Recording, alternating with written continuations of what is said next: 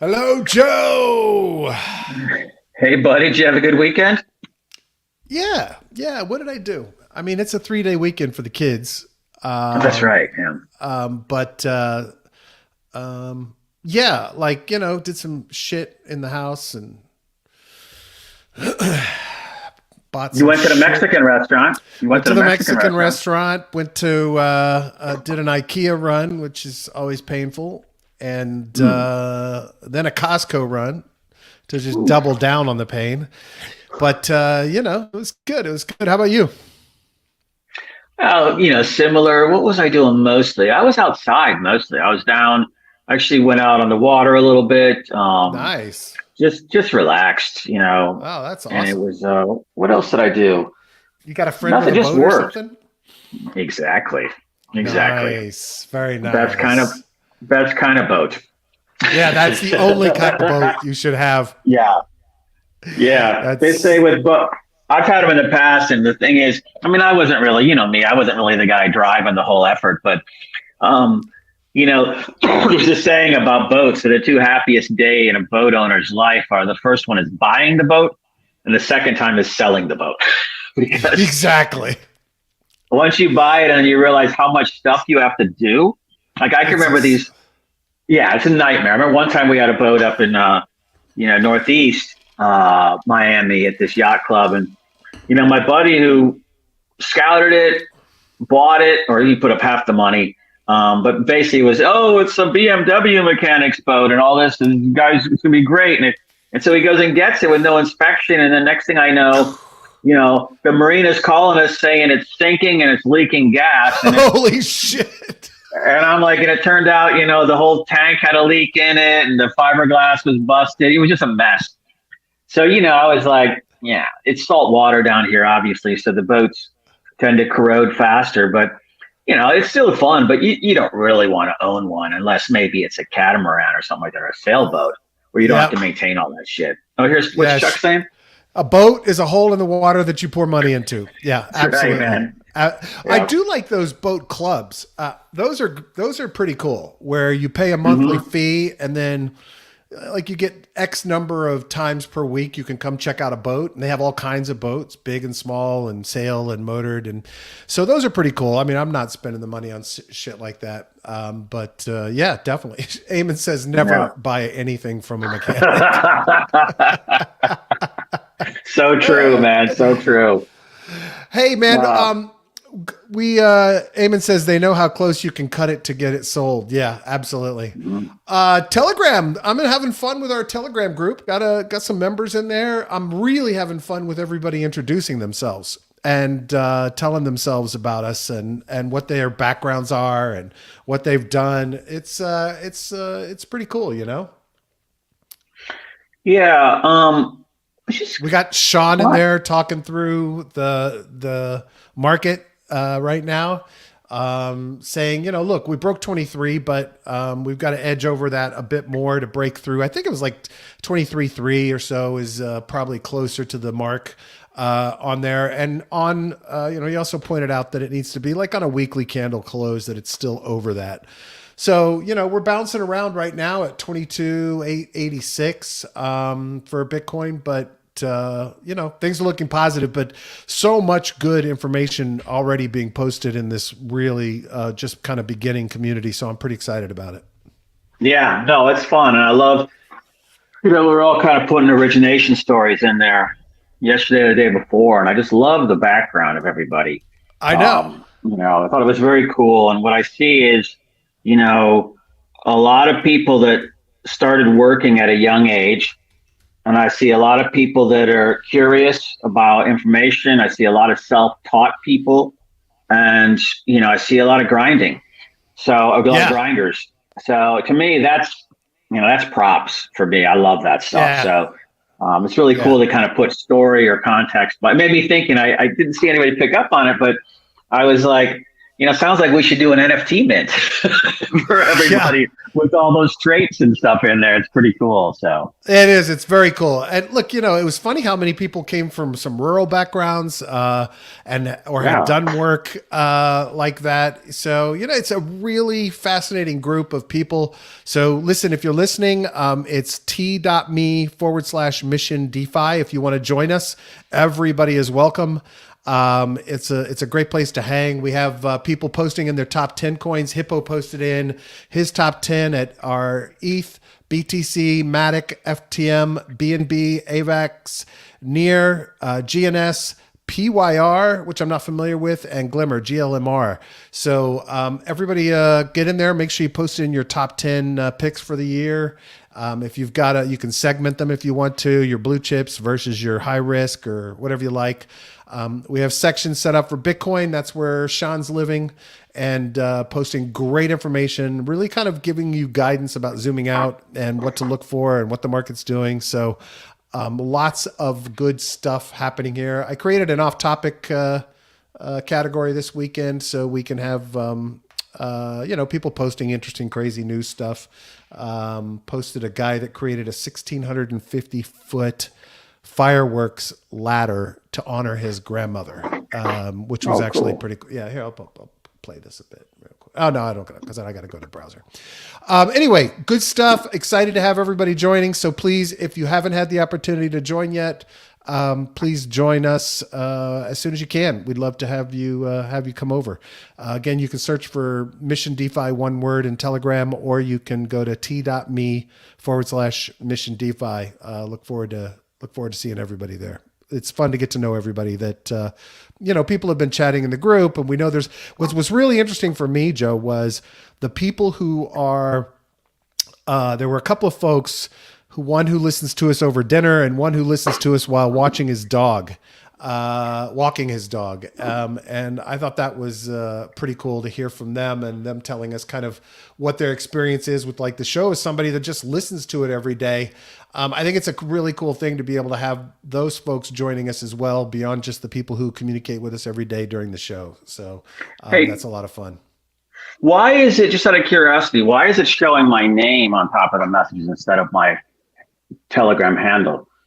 Every other Telegram channel is my handle, but for some reason it has my full name there. I don't know, sir, why that is. Maybe it's because I'm in contact with you and you're seeing my screen. Does it show like that? We'll have to ask if everybody shows that. I can't see anything on mine. I can't see my name in my post, so maybe it's just your screen. Maybe it's because I have you as a contact. That's probably it, yeah. I was just looking at it going, I have to be a little careful about what I say. Well, at this point, since your name is in the show notes of every episode, I'm not sure you can really, get away from I'm not. That. Look, man, my Twitter profile has the link to Seabrook Partners leadership page, and everybody knows I'm on LinkedIn. So I'm not too worried about it. But I was just curious, did I enter it a different way is more what I was curious about. No, I think it's, Sean says it's because you're a contact of mine. Okay, got it, cool. Yeah, absolutely. Yeah. All right, so everybody come join us, have some fun over here. We're enjoying getting to know everybody, and I'm really looking forward to some of the stuff that we start to discuss in there. So hey, what was that over the weekend? I saw you, well, this morning, I guess it was at like 6. I saw that Shizzy and you did Orion 5. What is that about? No idea. Really dig in. Okay. It's very I was following Shizzy. Yeah, let me Shizzy on that. Let me pull that up because I've got it. I've got it loaded up. I'm doing it just in case, There was a tweet from somebody I know that did the same tweet that I did. Let me find this. And it's like, this is my proof of registration for the Orion 5 program on Arbitrum. And so this is what I saw. And if you want to register, you can. Basically, it's just connecting your Twitter account to them. So you click the button and it creates a tweet for you. And then you're saying that you're part of this thing, whatever the fuck this thing is. But this was what kind of intrigued me was they have this other tweet and it says interact with this tweet. So go reply to this tweet. But it says Orion Labs Ohm Rebirth. But they're not giving us any information, beyond that, what this is all about. They are calling it the decentralized reserve currency, but they don't have a ton of tweets out about what they're doing. So I haven't been active in the Olympus Discord to find out if this has been discussed. I would assume it probably has been discussed there. But whatever this project is, if it is tied to Olympus, although they mention Ohm and not Olympus, so maybe they're just trying to revamp the Ohm model. I don't know, but I figure what the fuck, I'll sign up just for shits and giggles. Well, yeah, and anything. Shizzy was following you. I thought you were following Shizzy. All right, but it's Arbitrum, so Yeah, go ahead. Yeah, Shizzy said Ohm fork, get in early and get out early is the name of the game. Yeah, if that's what it is, we'll see. It's interesting that they would specifically mention Ohm, though. So we'll see. What were you gonna say, Joe? No, it was a similar thing that I've been wanting to see some more of, since last year, basically, when we had this sort of rebasing craze. I've been waiting to see who's going to take it to the next level and do a reload on something that kind of is a different play where we can all get back in. Well, all right. So Zeus was making the point, that look, I think this is a little bit revisionist for him, but the entire model at the beginning was for the treasury to raise money, right? And it was obviously a highly effective method for raising money. But I think it was also a bit revisionist of him because they were well aware, people were in there trying to make money and earn money. But Euphoric says he thinks he thinks they mean it's related to the 3-3 game theory that, so I'm assuming that maybe it's not even related directly to Olympus or Ohm or the team. Maybe it's a few people from the community who want to do something and try to do it better. I have no idea. So anyway, it's, we're having a problem with LinkedIn. Oh, LinkedIn has a lot of problems. I think there's like, 2 people over there that I deal with now.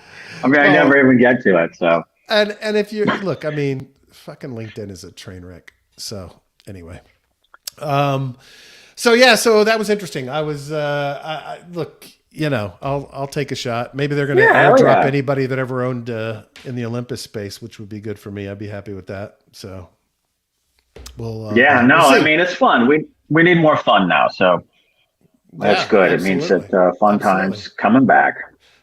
I don't think we talked about this last Friday because this happened over the weekend, or it happened on Friday. Variant Fund, which is a well-known fund and one with a good track record, has been buying up Canto and participating in the community, and they did an entire thesis around it. They did this post that explains kind of their reasoning, why they like it, contract secured revenue, all of the stuff that we talk about all the time, the economic experiments, the free public infrastructure, where the ecosystem is today, how many kind of big name developers are building in the space. So I was really glad to see that. And I think there was a nice boost on the price of Canto over the last few days. I think it went up about 50%. Yeah. Over it's around 20 cents now, right? Yep. Yeah.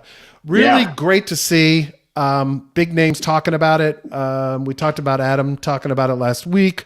And then, I listened to a bit of, I haven't finished it yet, the hackathon from this weekend. It happened on Sunday, and some really, top-notch projects. There's some garbage in there like any other hackathon, but there's some really top-notch, trying to solve big problems, projects being built in Canto. So I was, I'm still bullish, but remember, this is not financial advice. I'm not your financial advisor. I am stacking and staking Canto, so I have a financial incentive for Canto to grow. So do your own research and make your own decisions. But this is some good material. It'll be in the show notes. Well, remember when we the last big event they had for discussion, and it was trading around that range, 20 cents as well, and and then we had the pullback, and we correctly said be careful at that point, because when it makes a move of like 100%, there's somebody's going to be taking profits. So Absolutely. You kind of want to think along what Sean's always talking about and T-whopping in over. I mean, I say 4, he says much more than that, but spread it out if you're going to do something, obviously. Yeah, exactly. NFA. You know, and look, the staking is earning 21% right now, just straight staking Canto. And then, there's USDT and USDC to note pairs that are available, and they're paying 8 to 10%. Which, for two stables, that's not too horrible. And the note Canto pair is paying 231%. And so just be smart about it. Take profits when you want to take profits. Understand that this is a giant, look at this word, experiment. So you could lose it all, and you absolutely could lose it all. This whole thing could fall apart. But so far, I like what's happening there. So enough of the no, but also when you have, like you pointed earlier, when you have real, I don't want to say real, that's not the right word, but let's just say VCs that are respected, their opinions are respected, and they're coming and taking positions and giving a rationale as to why, that's a positive. So, that's probably what moved, my guess is that's probably what moved the price over the weekend was their buying because, so now you got to just think at this point, it's going to slow down a trajectory unless other people follow in. Right. So just be careful. But this is a good sign all around. Well, and this is a fund that could be investing in startups in Canto, right? So you're going to grow the ecosystem through that. So I think the Coinbase attorneys may have been a little bit freaked out this over the weekend. One of the product guys at Coinbase basically said that Binance has been front running for 18 plus months, right? So he goes in and he shows that, they bought tokens, these wallets that he calls connected wallets, bought 900,000 of Rari seconds before and dumped minutes after listing, 78,000 ERN and dumped right after listing. And they did the same with Torn. So there's a couple of issues here. First is he actually doesn't have any connection to Binance for the wallets, he admits later on. And do we really think that, Binance is front running to make $30 to $40 to $50,000 and harm their reputation? So this is just another level of stupid. I don't quite get why he would even tweet this shit. Because, and he works at Coinbase. He's a Coinbase employee? product guy. Yeah. He's a product guy. Wow. Head of one of the product divisions. Right. And then he admits after saying it appears they're front running it.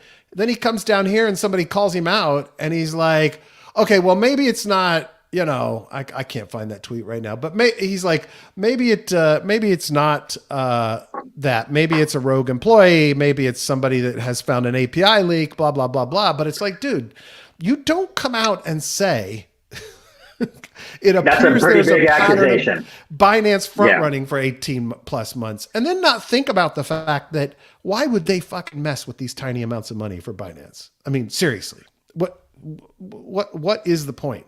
Nobody is going to be stupid enough, at corporate Binance to play this game for that pittance of money when they make that in probably about half a second, So usually this is usually someone on the inside that's in that selection committee that's sort of talking out of school, like maybe to a girlfriend or what we used to call pillow talk, and they're bragging about stuff, but they're probably not actually trading it for all the reasons you said. It's somebody else that's doing it, but that somehow gets, I'm not saying they're deliberately leaking it. I just think, people want to talk big, particularly in the SAC. So at that point, they could be moving on it from there. That's my guess anyhow. He's a director at Coinbase and he came from Bridgewater.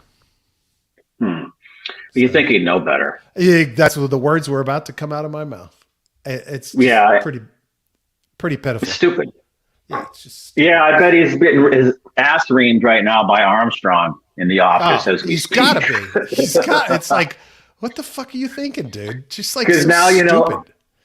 Because every Binance fanboy and every Binance insider is now crawling all over Coinbase trying to find something similar. Well, and look, here it is. So yeah. There you go, man. So the first sentencing, the brother of the guy from the product guy at Coinbase that was doing the insider trading on the listing, got his 10-month sentence, got his 10-month prison sentence. It's probably going to be kicked out of the country after he's done with his 10 months. But his brother still has pled not guilty. That the brother is the Coinbase employee. This is the brother of the Coinbase employee that got the 10-month sentence. He's the guy that actually traded the tokens. Mm-hmm. So the listing tokens. So yeah, maybe, I don't know. Maybe that guy was worried about what it looked like in the news for them. I don't know, but it's just kind of another level of stupid. So anyway. Yeah. That's the kind of initiative you don't want to take. Yeah. I have only read the headline on this, but I found this fascinating. Early vote shows strong support for deploying Uniswap on BNBChain, which that would be an interesting battle between them and PancakeSwap on Uniswap, and open up the doors to a lot more volume for Uniswap from all those retail traders there. The question becomes, can Uniswap really have the level of support that PancakeSwap has when there's so many PancakeSwap users already that use it daily, and that's their swap platform. I would think there has to be some level of incentives built in for people to want to come to Uniswap. But anyway, it's interesting to see. Well, PancakeSwap has what's the right word? It's a more sophisticated offering to me than Uniswap, because there's a lot of like activities around PancakeSwap, similar to SushiSwap in the early days, with all the own sends and everything like that. So there's other things going on, where Uniswap to me just seems kind of like, kind of the grunt sort of, crank out transactions because there's volume. Right. I don't know if they have a compelling user offering, let's say, to engage users more than say PancakeSwap does. Yeah, but it's going to be interesting. Yeah, PancakeSwap currently controls 2.4 billion in TVL on BNBChain. Wow. So interesting. Oh yeah, that's the total though. That's all on. Oh yeah, on BNBChain. Got it. Okay. TVL. Yeah. So there was this. There's this guy who's former SEC head, John Reed Stark, came out in defense of regulation by enforcement. And let me see. I think I have the article loaded up. Let me pull it up. Yeah, it was on LinkedIn. Of course, it was on LinkedIn. Of course. So 3 people are going to read it that know anything about crypto. Yeah, he's trying to say that this meme of people saying that the SEC is doing regulation by enforcement is a bogus thing. But he spends the entire, the first half of this fucking massive article quoting everybody that says they're doing regulation, including SEC Commissioner, Crypto Gigi? Mom. Yeah. Oh, her. Pierce. Yeah. And then United States senators, United States representatives, blah, blah, blah. He quotes all of these people saying that's what they're doing. And then he tries to say that it's bogus. But then he goes into how they are actually doing regulation by enforcement. And it's like he's giving all these examples. He's trying to make this point that no, regulations are set out already, how we test, blah, blah, blah, blah, blah. But then he gives examples of enforcements that we're actually figuring out kind of what the regulations are, right? And it's like, dude, I don't know if you're trying to get a gig back in the SEC, the consulting's not working out for you, what? But, seriously, it's just ridiculous. Look at the first sentence of the middle paragraph. Look at the first sentence of the middle paragraph there. Litigation is precisely how securities regulation works. No, back one more sentence. Gensler is spot on. No, Gensler is spot on. If that's not gunning for a consulting contract, I don't know looking what for is. A gig. Yeah, exactly. Exactly. Yeah. So anyway, it caused a stir. All the crypto pubs covered this stupidity, and it just cracks me up. Principles. Does he have any examples of it in the article, of a principles-based regulation action? He talks about all the eel farms and ostrich breeding and prime banknote scams, and saying basically what he's trying to say is, well, that's the way we've always done enforcement in all cases. So it's not regulation enforcement. That is the regulation. And it's like, dude, that's still regulation by enforcement. It doesn't matter if you've done it 45 times before. on other markets, it's still regulation by enforcement, and it's still running an industry out of the country that you could actually be encouraging to be in this country and encouraging them to follow the regulations, right? If you defined it. So anyway. I love the whole, don't change it yet. I love the first sentence in the third paragraph where it goes, the purveyors of prime banknotes argued that prime banknotes were not securities because they were fictional. So the SEC lacked jurisdiction. I was like, see, that sounds familiar. And he keeps trying to back it up, though, right? Like, so he says the Seventh Circuit agreed, noting that the Howey test did not require that securities existed, but rather whether the investment, if true, had the characteristics of an investment contract. Yeah, we already know this, but you're making our point for us, right? You're making our point that there are no specific regulations for this. Yes, we get it. It's a broad mandate. But the fact is that if you define it more clearly, it impacts all markets. So define it more clearly, or at least try to adjust to the fact that what happens digitally in crypto is far different than anything that's happened before. But anyway. Yeah. So interesting to watch. This is an ad, but we've talked about these mapping projects already. So I'm not shilling this or anything, but there is a new one called Map to Earn.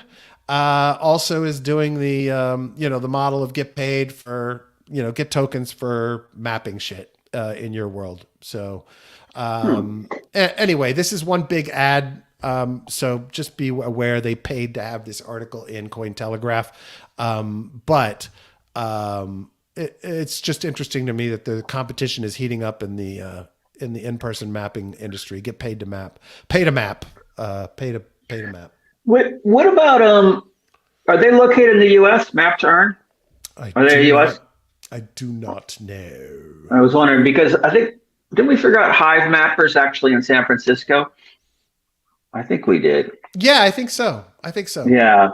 So look, these are all, to take down, essentially the Google Earth, Google Maps, Waze, and whatever the Apple equivalent is of all of that, in ways that I think translate into the metaverse, whatever that's going to end up being. I'm sorry. Please go. This is actually really cool. They're not doing it for mapping. They're doing it for precise locations of objects in the maps, so people can use AR technology for gaming and et cetera in the real world, but have it be very precise. So developers will be able to map AR more precisely because this system will have done the geo mapping by people being there, taking photos and showing it. So here's their example, right? This AR horse that doesn't show up in the right spot precisely, whereas with this one, it does, right? So they're trying to make this I would assume like a massive toolkit for people that want to do AR shit in the real world, which I think that's actually really cool. Well, so that would be the example of like the Pokemon stuff of a couple of years ago, where would see the character, you'd be looking through the camera or whatever, and you'd see the characters on wherever you were, and you'd go to those fighting rooms and stuff. That kind of AR, it sounds like we're talking about here, right? Yeah. They're just trying to make sure that the geolocations of actual objects in the real world are properly mapped. So that's actually a pretty cool model. I like that. Eamon said, I'd love to do the mapping stuff, but like Hive Mapper requires buying their $600 dash cam, which would promptly get stolen from the car. That sucks. Dude's living in a high crime. Did you ever get yours? Oh yeah. I don't want to say where he is, but yeah, he's in that high crime area. But Shizzy, did you ever get your Hive Mapper? I think, is he here? Yeah, there he is. Did you ever get your Hive Mapper, buddy? I know you were ordering one. Yeah, he could talk to us in Telegram too if he wants. Yeah, anyway, that's true. So that's actually pretty cool. Yeah, that's actually a really good idea, frankly. I'm going to take a closer look at this one. Yeah, Map to Earn. Let me put that in my notes. Hey, you know what I've been I'll jump in lately after this. Shizzy said, still waiting for mine. They said January 23rd today. Woohoo! It's Hive Mapper Day. Dashcam Day. Joe, you sent this article over. Yeah. Yeah, I was just, thought it was interesting just because, we're always dealing with the Tater Tots and all these guys out there and all the levels of misogyny, I was kind of surprised to see how many. I mean, I know like the Korean women's clubs and, the investment clubs in the U.S., I know those kind of women have been, playing in equities for a while. Of course, the Koreans, they were heavy in crypto for the last 5 years, the mama networks. And so I just thought it was interesting that, look, if you're promoting a project, half your potential investors are going to be women. So, you need to take that into account. Yeah, this data is interesting. It doesn't have to be a pure bro show. Yeah. 34% of responding female retail investors reported owning crypto, up from 29% in quarter 3, 2022. Growth in the percentage of men holding crypto was slower. Crypto is now the second most widely owned asset class for women after cash, suggesting it is succeeding where traditional finance market have sometimes failed in bringing more women to the table. Older investors also saw an opportunity by the dip. Crypto asset holders between the ages of 35 and 54 both rose by 5 percentage points in the fourth quarter. Wow, this has some serious targeting potential. That's pretty fucking powerful. Yeah, I mean, that's why I wish we had more. I guess I should probably be careful here, but I wish we had more diversity like this or gender diversity in like some of our chats or in some of the main chats. Dude, sadly, I mean, like our percentage of females is pitiful that listen to this show. Just pitiful. Probably like 1 or 2%. Hold on, I'll tell you the latest number. It's just bad. This is among podcast listeners, does not include YouTube data or anything else. United States is 57%. The highest age group for our show is 35 to 44%. And the percentage of females listening to the show on Spotify is 5.6%. At one point we were in the 9 to 10% mark, but I think you ran them off. So yeah, it's probably the profanity and stuff like that. But hey, come on back, ladies. Hello, that'll help. We don't mind. Well, at least I'm not calling them. I did a mistake in a bar. Well, that was a restaurant, but a few years ago, which was a regular gal who was behind there, and I said, I called her young lady by accident. That doesn't go over well. I was like, oh, wait, whoa. I didn't mean to say it that way. I just have a daughter, and I'm used to saying that to women now. So that's hilarious. So I said, no, I didn't mean it, but you have to be careful, obviously, not to. I'll tell you a very Miami story. For those of you not here or have not been to Miami, we have a very large Cuban population, Hispanic population overall. And anyone that knows me knows I'm left of center to some, slightly left to center, probably moderate middle of the road guy, but very conscious of racist issues, et cetera. So my son, who's 16, and my wife and I are standing at the counter, and we've been waiting. It's a brand new restaurant, so we've been waiting for like, I don't know. They told us originally like 50 minutes, and it was like already an hour and 20 or something, whatever. And the woman comes to us, the manager comes to us and says, we have a table, but do you mind if the waiter doesn't speak English? and this is like a big restaurant at a mall, it's like a big modern restaurant. And I looked at the woman and I said, are you telling me you hired wait staff that don't speak English? And my son was like, Dad, you sound like a racist fucking Trumper. I'm like, no, that is just bad business. I'm sorry. They can work anywhere else in the restaurant, but the people taking orders, you shouldn't have to segment tables by the waiters that speak English and the waiters that don't. If it was a Cuban restaurant, maybe, because that makes sense in Little Havana. And I don't look, when I go to Little Havana, I expect to have to use Google Translate. You know what I mean? I know that I'm going to go to restaurants or places of business there, and it's their prerogative. The majority of the population in that area speaks Spanish. That I expect that, but Pinecrest, Florida, not so much. I think we're losing the Hispanic demographic as the more you speak. But look, it is Miami. I would say that I would interpret it a slightly different way. I would say they looked at you guys and saw gringos. and they were trying to be polite. And, but to me, I'm like, I speak Spanish, so it doesn't matter. I speak it poorly, but I can get it. But I think it's funny that your brother or your son would call you out like that in public. He called me out. He's like, Dad. He was so embarrassed, man. He was just like, because he knows that's not me, right? But I was just like flabber. And I was already annoyed and pissed off that we were waiting as long as we were waiting. Yeah, no, that's what I was going to say. Yeah, an hour and 20 minutes in, you're like, what the frig? Then you come back to me with the table and I can't actually speak to the waiter. Yeah, it's like, dos margaritas, por favor. That's all you got to know how to say. In La Cuenta, international sign language. And they already pissed me off because they charge for chips and salsa. I was like, that's just bad Mexican restaurant. Oh, it was that restaurant. Sorry. Oh, yeah.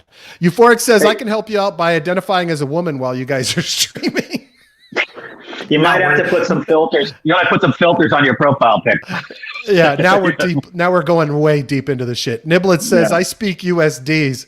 Niblet said it worked for me. So it's worked for me so far. That's funny. All right, what's next? Anyway, so I got in trouble this weekend. First time in my life somebody's accused me of sounding like a racist Trumper. So, what are you going to do? The Shanghai upgrade is progressing. Shadow Fork brings blockchain's Shanghai upgrade closer to reality. So, they're still expecting this March upgrade to happen, and that's going to allow the staking withdrawals. So that's really good to see. But in conjunction with that, I'm trying to find a link. Hold on, people. Bear with me. I read this really interesting article basically saying, how Celestia and some other chains are talking more about modularity and how they're going to be modular, et cetera. This entire piece is about the fact that everything that Ethereum's doing with their upgrade processes now is going to allow Ethereum to be modular like everything else. Separating out all of the components and functions of Ethereum in the long run. And making it modular. And I had never heard anybody voice that's what was happening with the upgrade, but they make a pretty good case that, the idea of taking the L2s and making them the things that are processing transactions at the top and Ethereum being the place where everything gets stored. We've talked about that before, but this article goes deeper into how it is going to break it up more. So I'm going to post a link to this into the, I just breezed through it last night, but I'm going to post a link to this in the show notes and maybe start a discussion about it after everybody gets a chance to read it in the Ethereum group in our Telegram, because I found this really fascinating. I'd never thought of Ethereum as becoming modular, but there's an argument to be made here that that's actually what's happening with the upgrades based on what they're doing. And then the concept of an L2, processing and doing the speed stuff while everything else gets stored on the main chain is interesting. So anyway, it was they're talking about how for staking and for validating nodes, that validators now will be able to operate with light clients. So an average computer will be able to be a validating node on the network. Anyway, just some fascinating shit. Susie says, go ahead, Joe. No, I was going to say, I'd love to see Chuck Shotten. I know you're listening. I'd love to see your comments on this in the Telegram chat. Yeah. Modularity. Because I'm thinking I might be connecting some dots too far apart here, but maybe I'm not. I'd love to see your thoughts. Yeah. So anyway, it's very interesting. I think it democratizes further Ethereum and the people that can participate in validation. It deals with the fact that validation is now very concentrated, and it'll make it much more decentralized if this is the case, if this proves out to be true.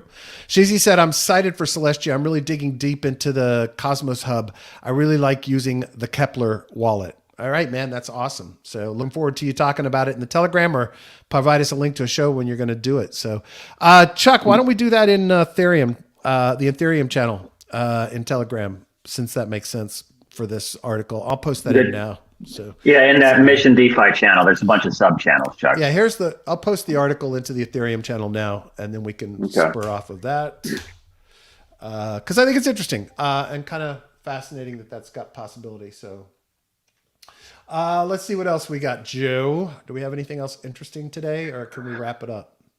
Oh, no, one thing. Go ahead. No, I was going to just tell everybody that I started looking at genomes DAO again.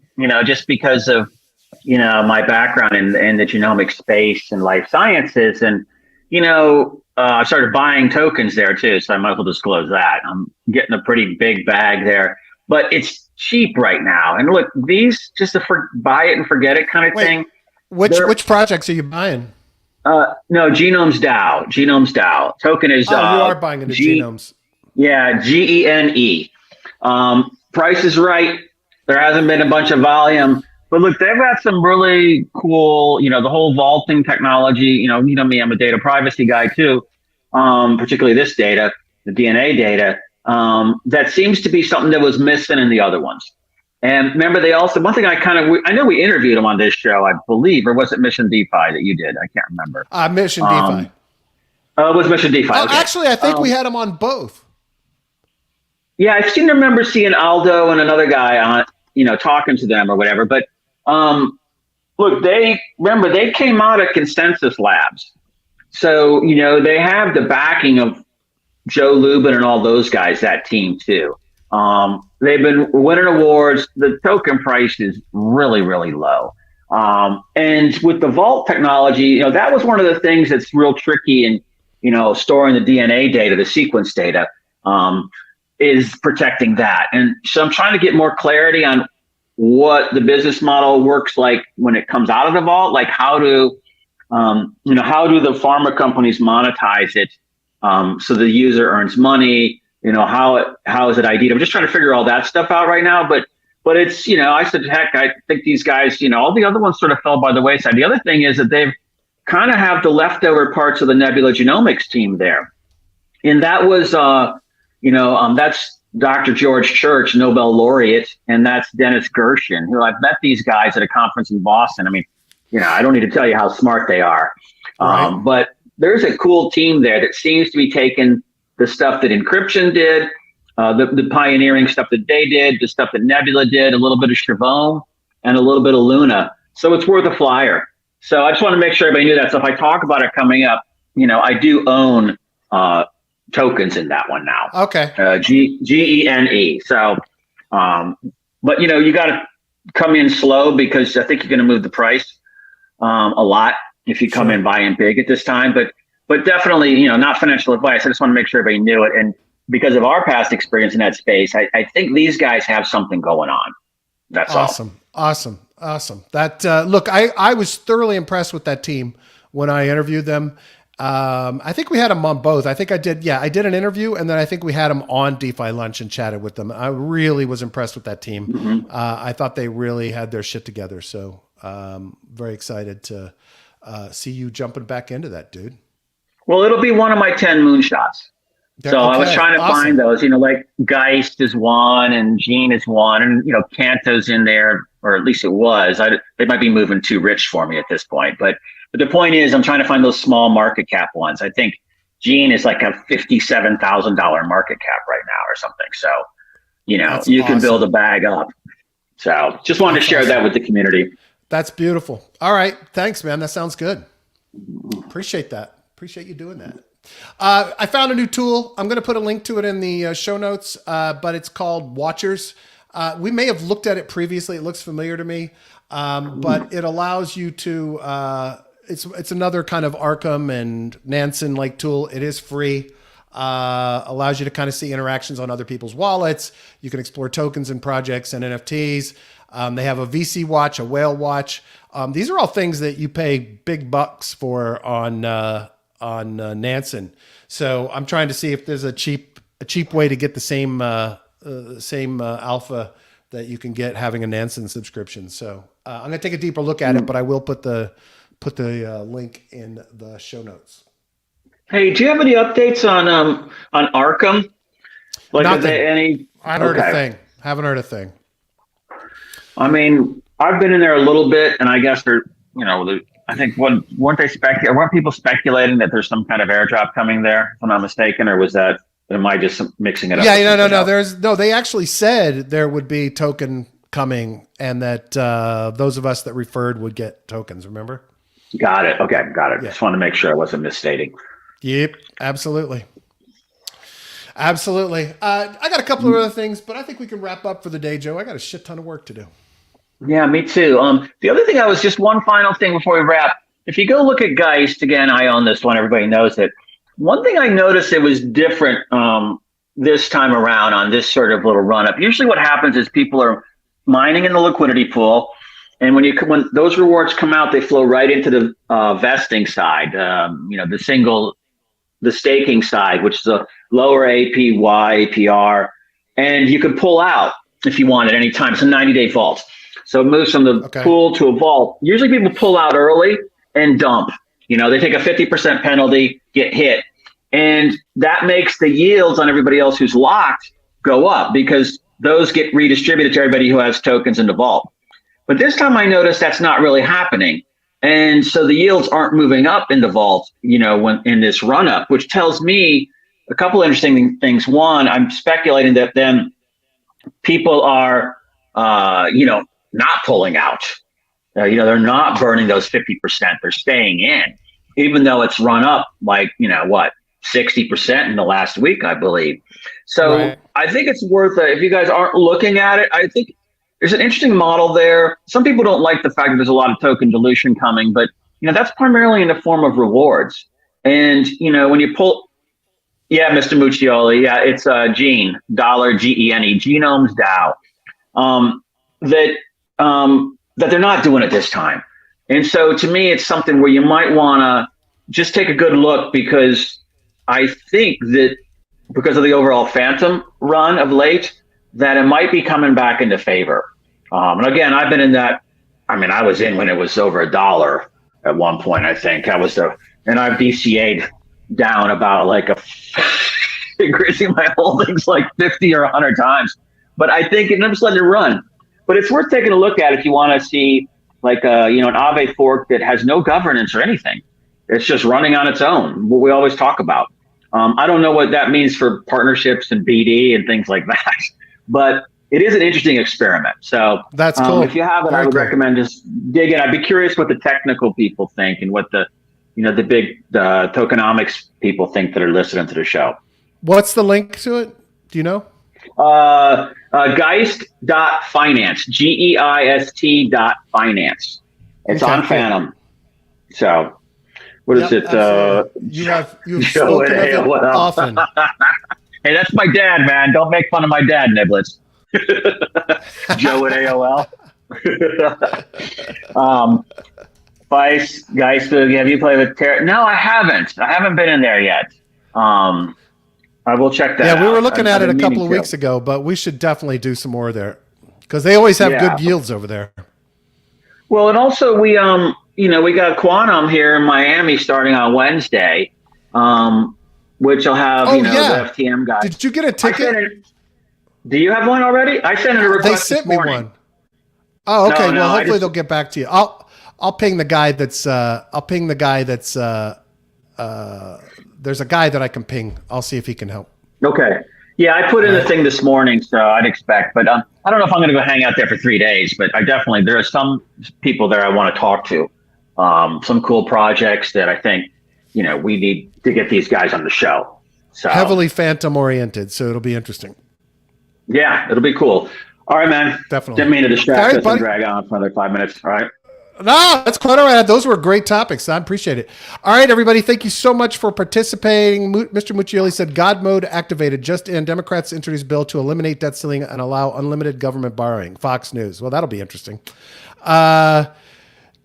Mr. Muccioli, Niblets, Chuck, Shizzy, Eamon, Euphoric. I think that's the gang today. Appreciate you guys joining us and participating. As always, we love and appreciate you. Thanks for listening to the show. Please let your friends and family know about us post on Twitter, or if you're in Spotify or Apple Podcasts, please take a minute to rate and review the show. Make sure you're subscribed so you get the latest episodes at the top of your feed. If you're listening on YouTube, Joe would like you to smash the thumbs up and make sure you click subscribe and turn on alerts by clicking the little bell so you get notified when a new episode comes out. Anyway, hope everybody has a great afternoon. A happy Monday to all, and we'll talk to you guys tomorrow. Yeah, thanks, everyone. Be safe. Have a great day, and see you tomorrow. Thanks, Brad.